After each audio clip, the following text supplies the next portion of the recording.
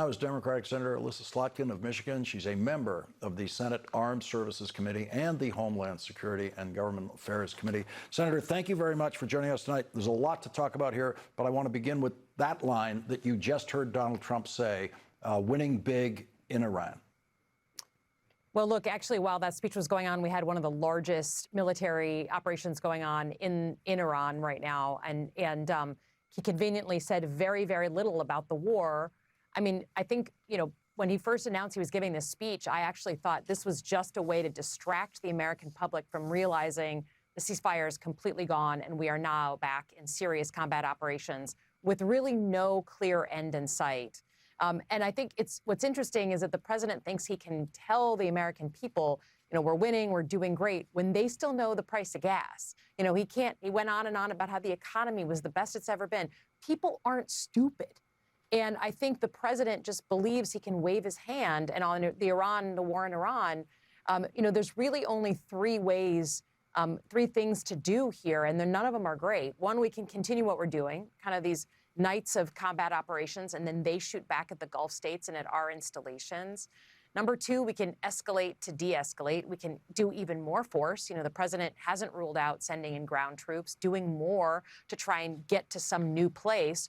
Or we can cut an even worse deal where the Iranians maintain this sort of veto on who goes through the Straits of Hormuz. So none of those are great options. And I think the president's talk today, as disturbing as it was also in part to sort of change the conversation away from a war that's not going well.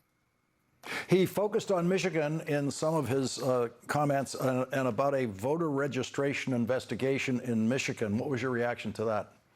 I mean, this is a very well-known case, and actually one of the ways that we know the system does work. It's been public since 2021. A local official realized there was a bad organization operating in that area, notified law enforcement. They took action. No one ever fraudulently voted or registered based on that activity there. So it was actually an example of the system working. The president has name-checked Michigan and Detroit a number of times just in the past 6 months. And tonight, I think, was just a continuation of a book that he's writing that sort of lays the story out so that when he loses in November, he can claim that he didn't. He can claim that he actually won. He's laying the story out, and tonight was just a very visible, public way of continuing that story. Do you share the concern that we just heard from Congressman Himes that when vote counting is going on in Michigan, Donald Trump could try to seize the ballots? Absolutely. I mean, I think I feel so seriously about this issue that we put out a bill, the No Troops at Our Polls Act, that literally says you cannot send uniformed military or federal law enforcement to touch our voting machines, our votes, or to take care of alleged security threats around our polls. The president refuses to rule out, as does his cabinet, sending in uniformed military. And you have to think through these scenarios. Think about that for a second. I've had meetings with officials in Michigan. What if they send in the military and they say, you know what, we're coming into this voting location.